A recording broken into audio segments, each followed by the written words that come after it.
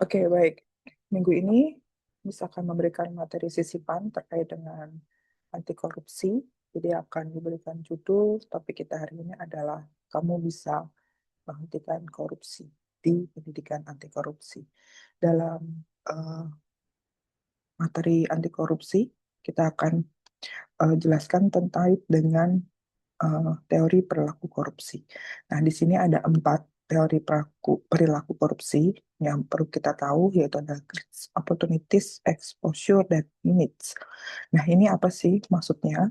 Yaitu di mana perilaku korupsi terkait dengan adanya keserakahan atau kerakusan oleh para koruptor yang tidak puas akan keadaan dirinya. Nah, ini biasanya lebih ke moral gitu ya. Jadi ketika saya mengikuti pelatihan dosen anti korupsi, kita mengambil kesimpulan bahwa korupsi itu tidak hanya berkaitan dengan hukum, tapi juga masalah moral. Nah, ini mungkin para koruptor ini eh, moralnya itu ah, tidak adanya kesadaran sehingga lebih dikuasai oleh keserakahan dan kerakusan. Sedangkan opportunities yaitu kesempatan, peluang. Jadi kalau misalnya ada kejahatan itu datang karena ada kesempatan, nah ini dia.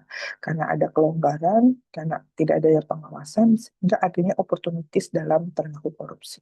Di mana sistemnya memberi peluang untuk melakukan korupsi di organisasi atau masyarakat.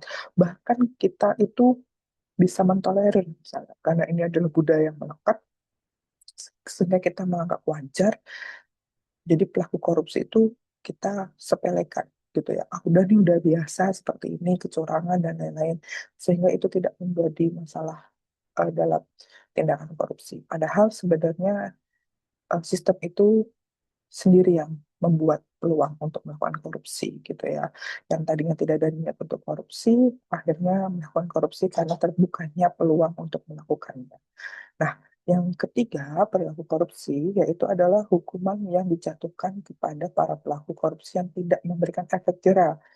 Kadang kita dapat berita bahwa divonisnya koruptor itu hanya 1 tahun, 2 tahun gitu ya. Padahal eh, uang yang diambil atau melakukan korupsinya itu bisa sampai berapa triliun, bisa sampai merusak alam, bahkan bisa eh, mempekerjakan masyarakat atau menipu masyarakat begitu. Misal kasus minyak kita atau masuk kasus timah itu kan sebenarnya eh, perilaku korupsi yang merugikan sekali, terutama negara. Tapi justru vonis yang diberikan itu hanya ya 1 tahun 2 tahun yang tidak bisa memberikan efek jerah. Nah, yang keempat, tindak teori perilaku korupsi, yaitu adalah sikap mental yang tidak pernah merasa cukup atau selalu syarat dengan kebutuhan yang tidak pernah sesuai. Nah, jadi memang kita harus menumbuhkan mentalisme yang kuat dalam diri kita bahwa ya kalau kita melihat orang lain kadang lebih iri gitu ya, sehingga itu ada keinginan untuk melakukan tindakan korupsi. Nah, jadi kita bisa melihat bahwa ini yang harus kita hentikan, budaya ini yang harus kita hilangkan, dan kita juga harus percaya bahwa korupsi itu bisa kita hilangkan gitu ya. Karena 4 perilaku ini yang menyebabkan para koruptor melakukan korupsi. Nah, di sini ada faktor internal selain teori perilaku tadi, yaitu adalah moral yang kurang kuat. Jadi memang eh, korupsi ini tidak hanya persoalan hukum, tapi juga persoalan moral. Ditanamkan dulu moral terhadap pemimpin atau atasan kita sehingga kita bisa tahu nih mau ada kesempatan atau ada celah itu tetap tidak bergeming gitu ya. Kalau misalnya moral kita yang kuat. Lalu gaya hidup yang konsumtif dan instan. Jadi perahu konsumtif ini apabila tidak diimbangi dengan pendapatan yang memadai akan membuka peluang untuk melakukan berbagai tindakan jahat untuk memenuhi hajatnya. Jadi karena kita memiliki gaya hidup yang konsumtif sehingga kita harus mengimbangi kebutuhan kita gitu ya, keinginan kita sehingga itu memicu untuk melakukan semuanya serba instan. Yang ketiga untuk meningkatkan status sosial. Nah, ini biasanya karena kita eh, di masyarakat yang masih dilihat dari golongan sosialnya, sehingga kita memicu kita untuk selain naik kelas sosial, status sosial, sehingga biar kita lebih dihargai, bisa dianggap, dipandang, dan segala macam.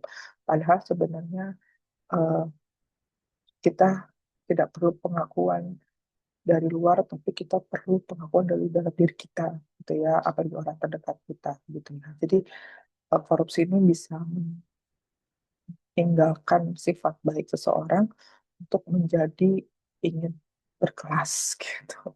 Alasan tiga faktor internal ini yang dimana memicu untuk melakukan korupsi.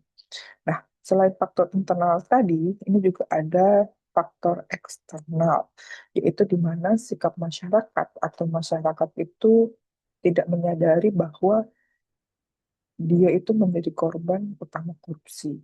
Jadi nggak sadar nih kalau dia dimanfaatkan untuk eh, melakukan tindakan korupsi seperti eh, apa ya eh, ikut-ikutan gitu ya karena atasan kita melakukan ini akhirnya kita ikut dalam putaran itu gitu ya untuk ikut jadi nggak sadar terlibat dalam korupsi. Dan yang kedua adalah aspek politik, yaitu instabilitasnya politik, kepentingan politis, dan meraih pertahanan kekuasaan yang sangat potensi yang menyebabkan perilaku korupsi.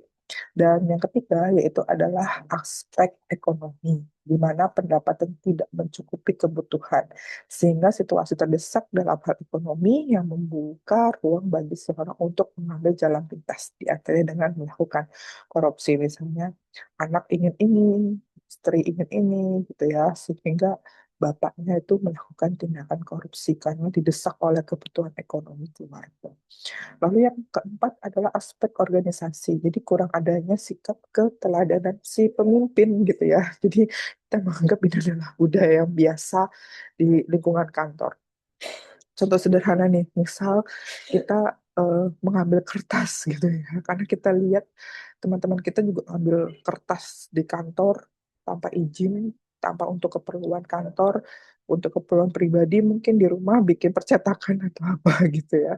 Dan itu kan tentu apa ya, yang perilaku yang kita anggap udah biasa nih teman kantor ngambil kertas sehingga kita juga melakukan hal yang sama. Padahal itu sebenarnya bibit untuk kita mentolerir apa itu tindakan ketidakjujuran atau yang kita sebut sebagai tindakan negatif faktor korupsi. Jadi, oh di kantor nggak apa-apa nih, atasan kita juga tahu juga nggak masalah, gitu kan. Sehingga kita mengindahkan aspek-aspek moral, gitu. Karena di budaya kantor sudah terbiasa hal-hal seperti itu. Nah, di sini dalam tindakan korupsi itu juga ada sejarahnya. Jadi memang peraturan untuk pidana korupsi ini yang terkenal saat ini adalah Undang-Undang Nomor 31. Ini biasanya para dosen anti korupsi ini membawa undang-undang ini untuk kita bedah apa saja sih yang termasuk dalam Undang-Undang Nomor 31. Jadi tindakan korupsi apa saja. Biasanya ada 7 aspek kalau nggak salah gitu ya untuk eh, Undang-Undang Nomor 31. Lalu yang terbaru adalah Nomor 20 tahun 2021. Nah, itu lebih ke perubahan dari yang sebelumnya pasal 31 sekarang berubah menjadi pasal 20. Dan ini yang kita ketahui, ini denda maksimal itu hanya 500 miliar dan juga hukuman penjara itu hanya 5 tahun. Jadi kalau misalnya kita eh, ada koruptor yang divonis pasal 20 tahun 2021 itu kalau kena pasal maksimal itu hanya dikenai biaya kurungan selama 5 tahun dan denda maksimal 500 miliar. Tentu dengan pengembalian aset-aset yang dikorupsi gitu ya. Jadi eh, yang saat ini undang-undang korupsi di Indonesia mungkin lebih menggunakan Undang-Undang Nomor 31 yang dimana diperbaharui menjadi Undang-Undang Nomor 20 tahun 2021 gitu.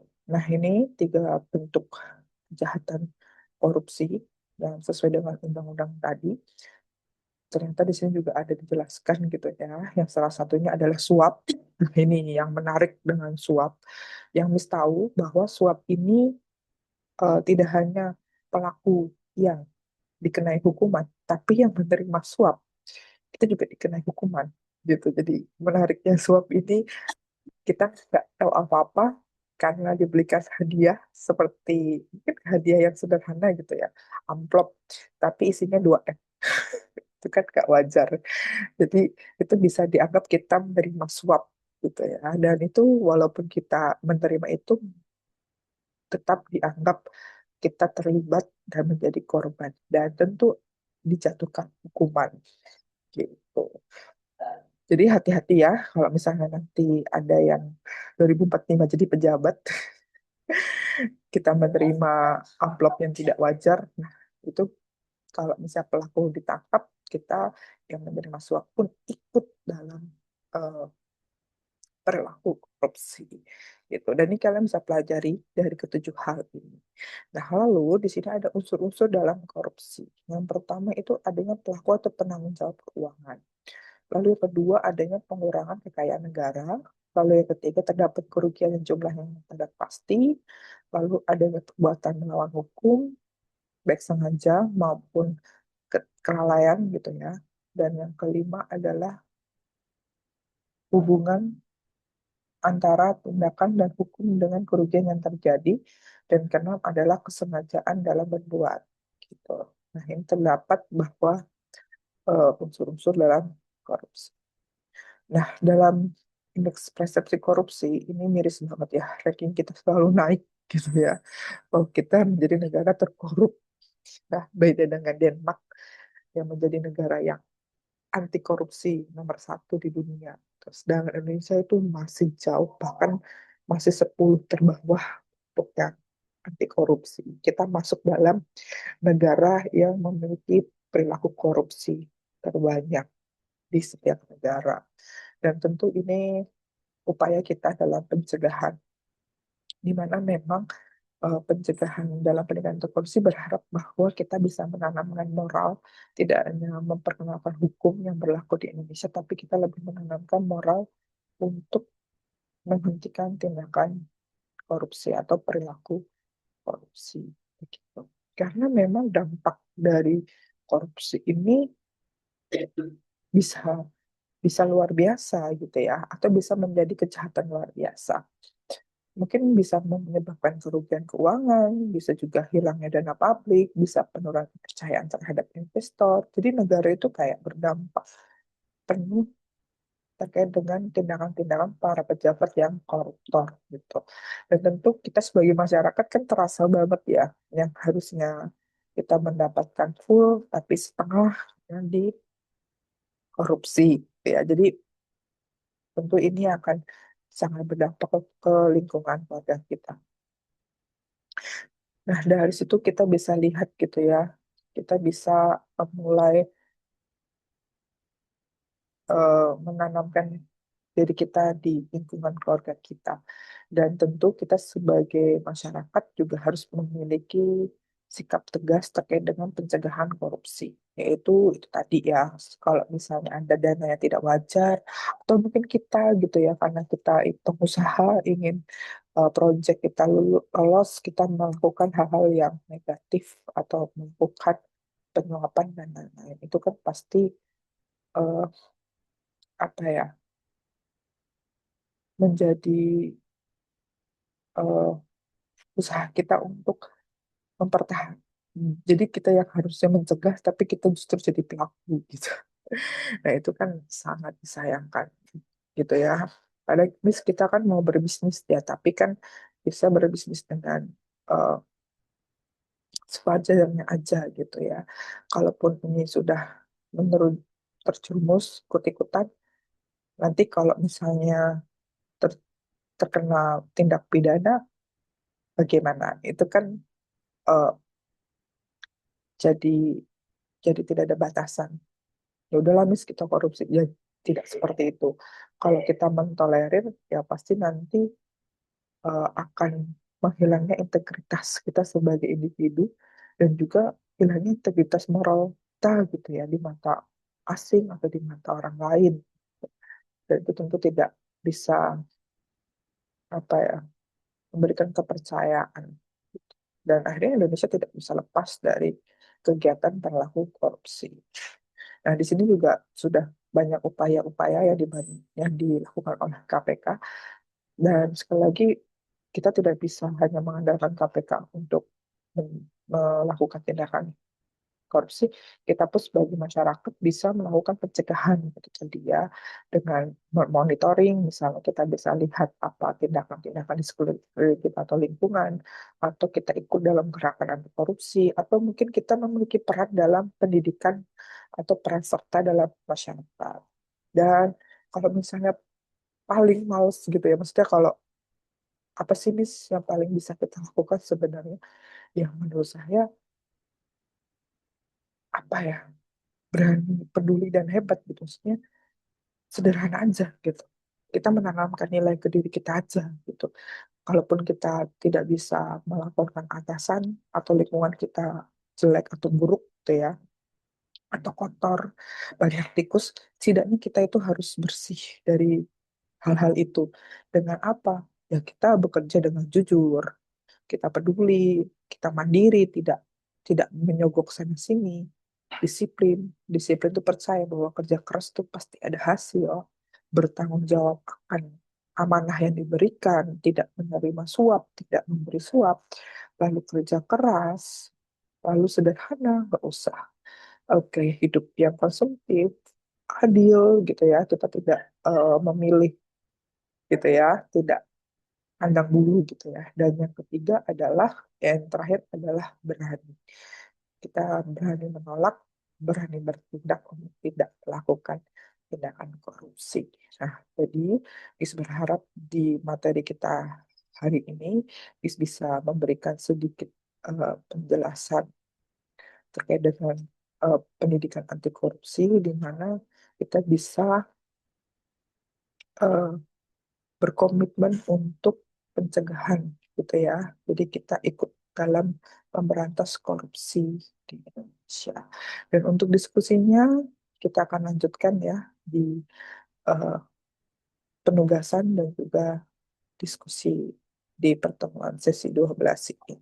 Begitu dari saya. Kalau gitu terima kasih dan selamat sore.